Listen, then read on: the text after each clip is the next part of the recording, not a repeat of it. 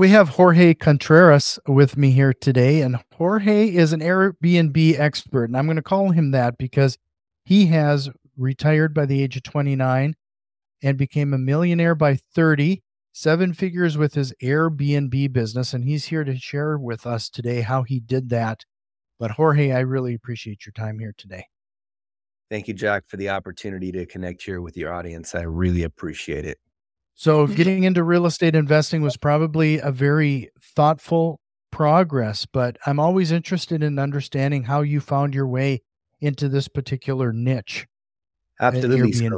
Yeah, sure. So the way I got into this niche specifically is in my first business. I used to own a dance company I started it when I was 20. And in about 2016, I had a student of mine who was in my choreography company who owned two duplexes out in Fresno, California. And she told me one evening that she was making 3.5 times with Airbnb compared to what she was generating from her long-term tenants. And I was like, man, that sounds incredible. Let me find out for myself. And so I had four leases that were ending at the beginning of January in 2017. So I did some upgrades, furnished the properties. And in March of 2017, I launched my first 4 units. And sure enough, these properties went from making 1,500 in gross rents to 3,500 in gross rents each. And I never looked back. It was just a life-changing experience from 6K to 14K basically overnight with the same properties. So that's how that began. Sure. You know, a lot of people that are looking to get into Airbnb for the first time, could you give them a little direction on where they should possibly consider starting? Absolutely. I always tell people, Jack, that they should make it their goal to own as much real estate as possible because you and I know that's where you create long-term wealth. And if they're able to do that and find some creative financing strategies to acquire multiple properties in a short amount of time, that would be the way to go. For me, a lot of my students and just social media followers, they're not in a position to go and buy two, three, four Airbnbs in order to replace your 9 to 5, since that is most of their goal. And so I teach them a strategy called Airbnb arbitrage, where they can rent properties from owners, get permission in writing, and then launch those properties on platforms like Airbnb. And again, the difference of what they pay in rent and what they generate is what they make. And there's really three important things that they need to look at. Number one, they should call the city to make sure they can get a permit and only move forward on properties where you can get a permit. Number two, look into AirDNA, which is our comp data software. We can go in there, plug in an address of a property that you want to rent or buy, and it'll give you the projected revenue based on similar properties in the area. And then finally, make sure you get permission in writing from the owner. Otherwise, you can get evicted because you'll be in violation of the lease day one. That's really good advice, especially the arbitrage. And I've run into a couple people that have been able to pull that off, and it really seems to work well. And it's a great way to get into this with as little out of pocket as possible. I just wanted to remind you, you mentioned your social media. Everybody head over to at the Jorge Contreras, and I'm going to make sure to have that direct link in the show notes to find your Instagram account because I understand there's a lot of great information there. I But appreciate. so getting that in writing from the existing owner, is that something that you can help somebody with, or is there anything in particular that you need to make sure is in that Yeah, written agreement, or yeah, is it pretty informal? it's pretty straightforward, right? You take a standard lease, which all lease agreements say no subleasing. So we're just going to take that part out, and then it's going to say like your name. So in my case, Jorge Contreras has permission to use this property as a short-term rental and to change the locks. And that's it. Everything else is just a standard. We do 12 months. We pay the first month deposit. We tell the landlords that we're going to set up the property on auto pay to make sure they get paid days early. And we'll make sure we maintain a great relationship with the neighbors. We always want to ensure the owners that we have a strict no party, no event policy. Like we truly only work with professionals that are coming to the area or people that are looking to vacation, but we don't allow music or additional guests. We really want to protect the home and the neighborhood so that we have the ability to renew the lease for many years to come. We mentioned early when we started hitting record that you essentially retired from the daily grind. When you're dealing with Airbnb or any real estate, I find sometimes we substitute one business Right. or hustle to the next. What have you done to make things a little easy on you or maybe even apply some automation to this whole thing? That's a great question. Over the years, I've invested a lot of money into coaches and mentors. And I remember one day going to it was a 5-day training with Tony Robbins, Business Mastery. And he kept saying over the 5 days, he kept saying, you don't build the business, you build the people, and the people build the business. And he kept saying, work on the business, not in the business. And so now that I've implemented that successfully, now like I'm still trading time for money, just like any other business owner. But now when I'm trading my hours for dollars, it's a much, much higher hourly because I only focus on those 5% of activities that generate 95% of the results. And when it comes to Airbnb, it is a operation intensive business, right? There's 4 to 8 cleanings a month. They're going to have maintenance like every other checkout. Someone needs to do communications before, during, and after each and every guest. So it is a lot of work. That said, with the right systems and processes and mindset, you can make any business like semi-passive, maybe not completely passive, but you can automate a lot of things to make it a somewhat hands-off experience. And so that's what we've done. We built in a team. We always have a cleaner, a maintenance person, and a communications coordinator for each property. And then on top of that, have a property manager that oversees each property with each of those teams. And this way I communicate just with the manager directly. And it's just like a 25-minute weekly meeting for a portfolio of 18 properties. I'm spending less than an hour a week, again, because of the infrastructure. Could you elaborate a little bit on the tools that you use? I know communication is a big aspect to this. Absolutely. Yeah, you're absolutely right. So we like to use Slack. For anyone that's not familiar, it's just a text communication platform. When you create an account, it's going to ask you for a workplace name. So it might be the REI Mastermind Network. And then let's say you got 10 properties. Each channel is one property. So you essentially got property 1, property 2, property 3. And inside of each channel, you have everyone that whom that property pertains to. So you'll have the cleaner, the maintenance, the VA, and the property manager, and then yourself. And then if you have a business partner or spouse that's involved. And now when someone goes to channel 2 and says, hey, there's a leak in the property, everyone in that channel gets notified. The handyman can go and handle it between the check out and check-in window, which is 10 to 3. They got a 5-hour window to handle that. And that has streamlined the communication. A lot of people will frequently ask, like guests, hey, can we check in early? Can we check out late? Can we drop off our luggage?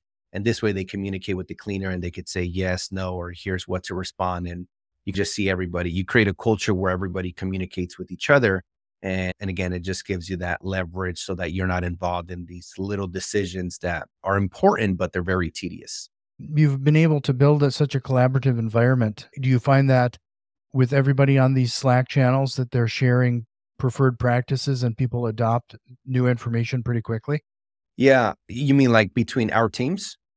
Yeah, we've just created that culture from the beginning. It's, hey, I remember when the cleaner, her name's Claudia, she cleans like 7 of our Airbnbs, and she would call me and be like, hey, Jorge, there's a leak in the property. And I am not a handy guy. I'm just like, if I need to put a new doorknob in a property, like I'm going to pay someone to do it. Cause I don't want to drive over there. That's not my specialty. I want to focus on my zone of genius. And I would say, okay, good. Go and call the handyman. Don't call me, call the handyman. And so I kept creating this culture of, hey, if you need the handyman to do some work, call the handyman. Like you can put it in the Slack so I can be in the know, but you don't have to call me directly. Just let him know. And I just kept doing that with all of my team members. They would say, hey, the guest is asking this question. I'm like, great. That's a great question to ask our cleaner since she's the one that cleans it and she would know the proper answer. And now I've just streamlined the communication amongst all the properties and they all communicate with each other. And only when it's something major, which not very often, do they like involve me. So you just used the term focus on my zone of genius. Is that an original thing or did you pick that up from one of your masterminds? I picked that up from one of my masterminds. Okay. Where did that originate from? The very first time I heard it was one of my mentors. His name is Scott Oldford. He helped me when I was first starting my coaching company back in 2018. And he just kept talking about that. He said, yeah, you want to focus on your zone of genius.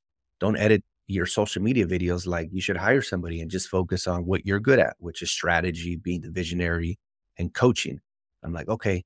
And then again, when I would go to other trainings, they would say the same thing. They're like, hey, if you're a visionary, stick to the visionary role and let the integrator do the integrator role. And I've just heard him multiple times over the years explain in a different way. And it just makes sense. It's rather than, I do believe that we should work on certain weaknesses, or I like to call them opportunities, but more often than not, it's better to double down on your strengths and hire people that can implement those things that you're not so good at. It's just focus on what you're good at. You earlier you also mentioned you've mentioned mentorship a few times and masterminds a couple times. Is that one of the things that you would point to get your mindset right on a couple things? You talk about the zone of genius. And I think that there's typically a mindset hurdle that we typically have to go through to not only let things go and rely on other people in a certain way. As a business owner, you want to take on more than you probably should. But then there's also this mindset around how much money or how much your time is actually worth. You got to break through as well. Would you point to some of this mentorship and masterminds to help you with some of that? Yeah, you hit it on the nail. Somebody like me, for example, like I grew up in a household with two Mexican immigrant parents. Interesting story. When I was like 7 years young, we used to sell drugs. When I was 10, we smuggled people across the border. My dad was like in and out of jail. He was an alcoholic. Then he passed away when I was 12. Then my mom abandoned me when I was 13, barely graduated high school, like dropped out of college. So I say all that to say that I had a lot of limiting beliefs about in every aspect, about relationships, about business, about trusting people. I just had a lot of challenges. And I went through like the next 13, 14 years of my life, just not knowing how to collaborate, not trusting people, not knowing how to build relationships, and wanting to do everything out of control and out of not trusting people. And what I learned when I started going through self development trainings and mentorships and even like therapy is that the way that we live our lives, we are always doing things or taking actions in order to validate our beliefs to be true. So the two limiting beliefs that always create a bottleneck especially in a solopreneur, is if I want it done right, I have to do it myself. And if I do it myself, I will save money. And when you believe those two things, you don't want to hire, you don't want to delegate, you believe that it's hard to find good people, and therefore you become a slave to your business. And like you said earlier, right, a lot of people leave their 9 to 5 to work for themselves from 9 to 9. And I remember about 5 years ago, I was coaching this young lady and she's, oh, I don't want to be an entrepreneur. Jorge, I saw the way my dad worked. He worked like a dog. He was never there. And because he was a business owner, we never got to see him. And again, she created a belief because of how her father ran a business. And so for me, I've been able to go through these trainings and get another perspective. And I've been able to learn from millionaires and even one billionaire, that being Tony Robbins. And I've been able to see other perspectives on how they run their businesses. And I've been able to exchange those limiting beliefs for new beliefs that now allow me to work on things that matter the most. That was a long answer. No, that was a great answer. And I'm going to go back a little bit further with everything that you've experienced over your life.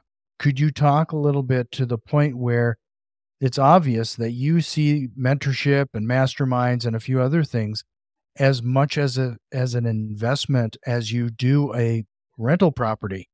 Yeah, even Was more. that a mindset shift too? Because it seems like we always we see stuff like that as an expense instead of as an investment. I'll give you a great example. In 2015 is when I paid for my very first mentorship, and it was $35,000. I became a student at the Rich Dad Company. I went to a 3-day training for $300, and then they had a 12, a 20, and a $35,000 package. And I paid for the $35,000 package. That one it came with a 2-year group mentorship with a bunch of, they call them symposiums, like in-person weekenders. And as part of my mentorship, I had a one-on-one mentor that flew from Florida to California, where I live, and spent 3 consecutive days with me for 8 hours a day. So we spent 24 hours together. And one of the first things I told her is that I had purchased my first piece of real estate in 2012. And now 3 years later, I'm sitting there in person with her at a coffee shop. And I told her, name's Mary Jo Wilson. I said, Mary Jo, right now, in addition to my mortgage payment, I'm sending an extra 3,000 to 5,000 a month. So an extra 3,000 to 5,000 a month just to the principal. And I am on track to paying this house off in the first 8 years. I'll do that by the time I'm 32. And I was like, just so proud of myself. And she's like, why would you do that? And I said, because I want to become financially free. And then she said, honey, that's not how you do it. I'm like, what do you mean? She said, yeah, you'll be mortgage payment free, but you'll still be stuck in a rat race for the rest of your life. And I was like, okay, what am I supposed to do? She said, look, if you want to become financially free and if you want to become a millionaire, what you ought to do is do a refinance cash out. She did the numbers and she said, right now, she said, you can pull out $160,000 tax free through a refinance cash out. And I want you to go and buy 2 houses. And I was like, whoa. And that's when the concept of good debt versus bad debt, like I had just read the book Rich Dad Poor Dad before that, sitting with her a few months Mhm. prior. But when she said that, it just created this paradigm shift where that one lesson for me is the reason that my net worth exceeded 1 million within 2 years. So within 2 years after that meeting, my net worth went from like probably 400,000 to about 1 million. So for me, had I not done that mentorship, it wouldn't have cost me the 35,000. It would have cost me the 600,000 in net worth because there was a mindset shift. I never looked at money. I never looked at investments. I never looked at it like life. I saw everything through a different lens, right? Because I used to have that Dave Ramsey mentality.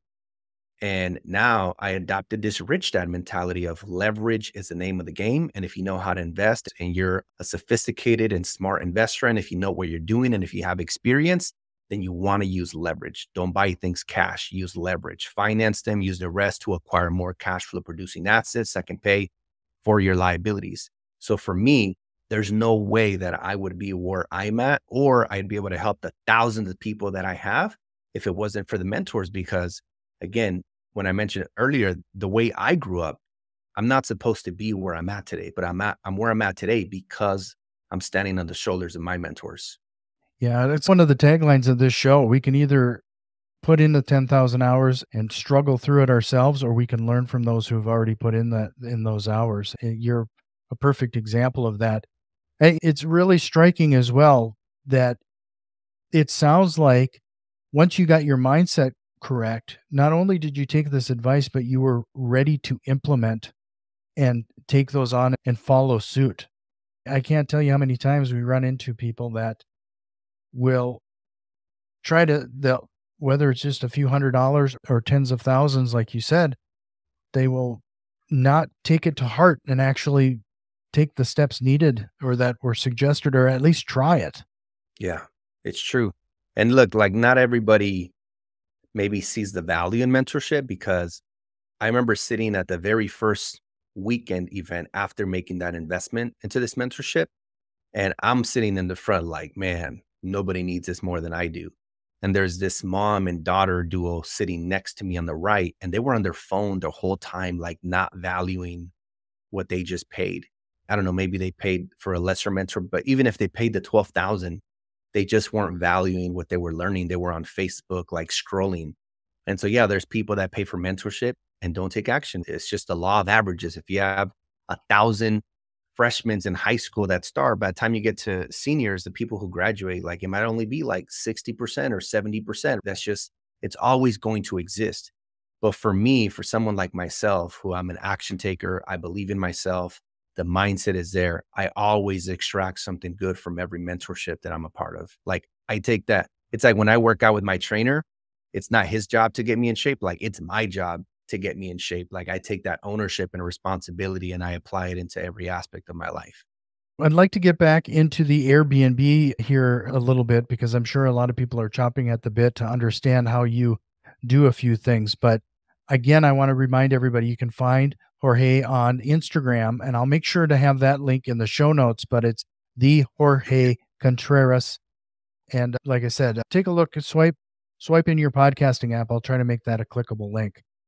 Sure. So one of the things that's interesting is, Jorge, you mentioned Air DNA, I think it Yep. was. Yes. Outside of that, and it seems to be a 50-50. When I run into people that do Airbnb or they're going to try it for the first time, there's almost a mentality that if they build it, people will come instead of you're laughing. That must be a ringing of truth there, huh? Yeah. Well, see, a year ago, I would say you could have launched an Airbnb almost anywhere and it could have done pretty good. But right now that we are in a recession, those properties in tertiary markets are really struggling. I got a property right now that is completely in the red in Joshua Tree, California. Those in a secondary markets might be cash flowing, but very little.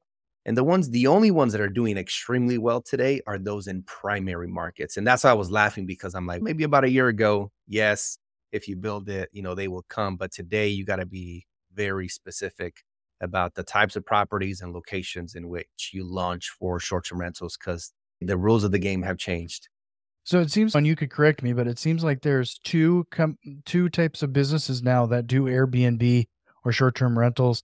One focuses on putting short-term rentals near corporations and businesses that are going to provide some sort of steady business type travel, and then the other is more recreational. What do you typically focus on?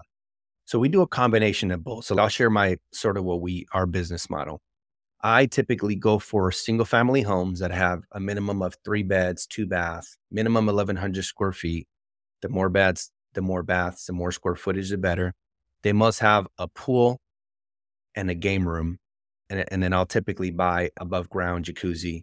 And I want to be able, I want to be able to create a staycation experience where they can have a great time in the home without needing to leave the home. That has become extremely popular since the pandemic.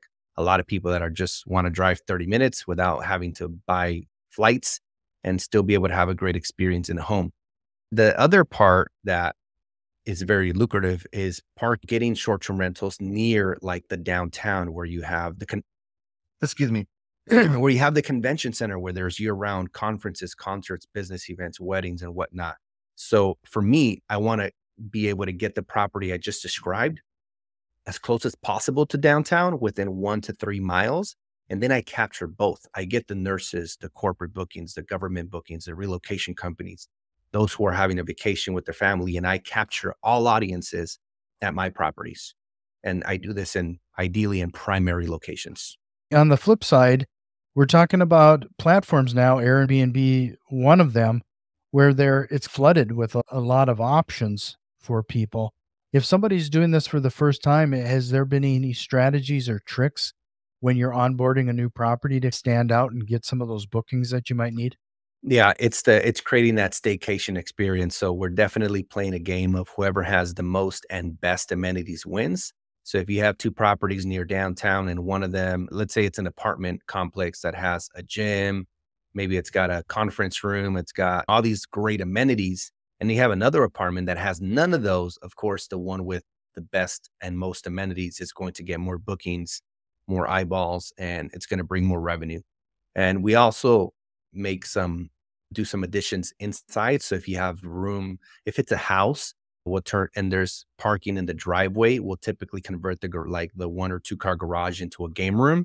So if it's big enough, we'll put in like a pool table, a foosball table, a large Jenga, a large Connect Four, Monopoly, Uno, all these different games to be able to create, again, that great staycation experience. So we always want to implement that to separate us from everybody else. Not everybody does that. You'd be surprised. Also, a lot of people cut corners and take pictures with their phones. We always hire a real estate photographer that's going to bring that nice wide lens in order to, because that is how we do all of our marketing, right? It's through the pictures. I'm always amazed that people will spend a considerable amount of time and money on a place and then rely on their cheap cell phone Yeah. to take these photos. Remember I mentioned earlier that limiting belief of if I do it myself, I'll save money. There you go. That person is taking those pictures in order to validate that belief to be true. Another thing that people are going to typically struggle with is how do they price things? You want to make sure that calendar is full. Sure. How have you figured out your pricing? So I have the 10, 20, 30 pricing models, pretty straightforward. Whatever your rent or mortgage payment is, I typically like to go by fair market rent because if there's somebody out there that does put a large down payment and now their mortgage is really low, they should still price it based on fair market rent. So let's say the fair market rent on that property is $3,000 a month. then my goal is to charge 10% of that for a nightly rate. So if the rent or mortgage or the fair market rent is 3,000, I'm going to charge 300 a night. And my goal is to break even at 10 nights, double my rent at 20 and triple at 30. And again, I'll give you a great example. If like I have multiple properties that I sublease or have a mortgage of 3,000, and those are single family homes, the way I described, I'm hosting about 10 people in those properties because they got 3 or 4 or 5 bedrooms. So it sleeps 10 people very comfortably, and 300 bucks a night is a steal because those 10 people at a local hotel are going to be paying maybe $1,200 a night after you add in all the taxes and fees that they pay at the hotel. So I'm able to provide a better experience at a fraction of the cost. So 10% of the rent is the nightly rate. You mentioned a couple of times regarding some accommodations that you provide, whether it's the jacuzzi, pool table, like a gaming room, that type of thing for that staycation situation. And this would be on top of those standard accommodations, whether it's just simply a bed and furniture and what have you. Is there any accommodations that you've provided to as a trial balloon or you've adopted now because it surprised you? Well, the one that I would say really took us by surprise was the pool. And obviously that's not something that we're going to add in. It typically either comes with the property or it doesn't. But I remember probably like in January of 2019, I had a student that was buying a property and she said, "Hey, it fits the business model the way you described, Jorge, but it has a pool. What do you think?" And at the time, I actually thought that might be more of an expense. And then she started making like 9,000 in gross revenue and her mortgage payment was 3K. And we were all mind blown. What is going on here? And the only thing that stood out was the pool. So then I went out there and tried it for myself. And sure enough, we saw that properties with pools. And again, this is in Southern California where we typically get great weather year round and some sun, mostly sun year round, performed exceptionally well. And I still have one property today that does not have a pool. And that's the one that is struggling the most compared to the ones that do. So a pool pretty much makes or breaks your Airbnb in sunny areas. That's especially interesting because in my mind, and this would be a limiting belief again, with the maintenance and what it's just another thing that can go wrong. You're trying to eliminate those things that can go wrong. Yeah, no, it's true. That's exactly how I thought until saw otherwise. And now it must have a pool or we don't get the property. You've spent a lot of time building out your team and trying to step away to allow yourself to work on the business instead of in the business.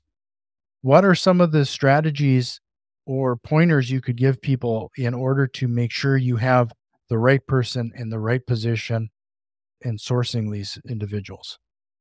Yeah, so from sourcing, I use social media, Yelp, Thumbtack.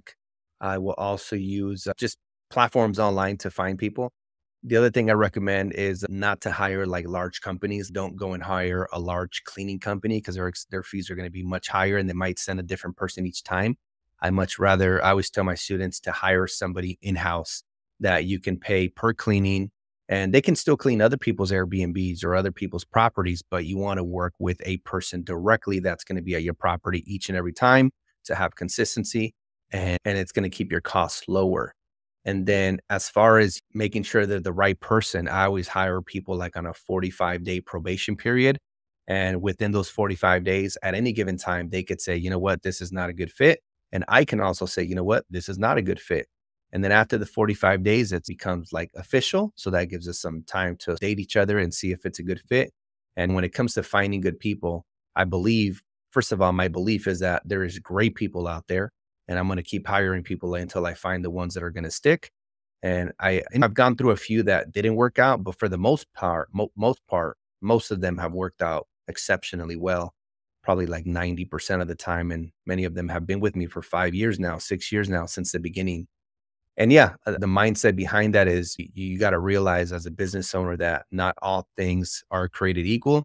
And me cleaning the Airbnbs or doing maintenance or communication, they keep the money, but they don't make the money. So I want to hire out the things that keep the money and I want to focus on the things that make more new money. And that is acquisitions, finding new properties, getting new deals. So while my team is working in the business, I can go out and find new deals and keep growing and expand. Yeah. Remind everybody one more time, the Jorge Contreras on Instagram. I'll make sure to have that link in the show notes. But this was a great conversation. I appreciate you giving us a primer, especially around Airbnb and short-term rentals. But Jorge, I warned you, I do have a few rapid fire questions to learn a little bit more about you and how you've done a few things. Sure. First of all, here's your chance to bust a real estate investing or business myth. What would you like to bust here today? A business myth. Yeah. I give an example of we've always watched those late night programming that it promises real estate investing is a get rich quick scheme. Uh-huh. So do you have a myth that you'd like to bust here today? Do I have a myth that I would like to bust here today about Real estate investing or business ownership? as far as like any myth? Let's see, myth that I would like to bust. Where can I start? Can you give me an example? Maybe I'm not understanding exactly the question. A great example is that a lot of people, I go back to the real estate investing is, oh, here's a very popular one that you can get into real estate investing with no money. Okay, I see what you're saying.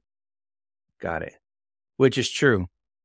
Partially, not really, because you need somebody's money. You need Well, some right? money You need somewhere. somebody's money. It doesn't have to be your money, but you need somebody's money. Ah, And if you man. don't have one right off the bat, we can Yeah, edit this let's piece come out back and to I can. Sure. it. So what book would you recommend everybody checking out, or what are you reading right now? The book that I would recommend is The One Thing by Gary Keller. And my favorite thing from that book, he says, what is the one thing that if you did that correctly, it would make everything else easier or unnecessary?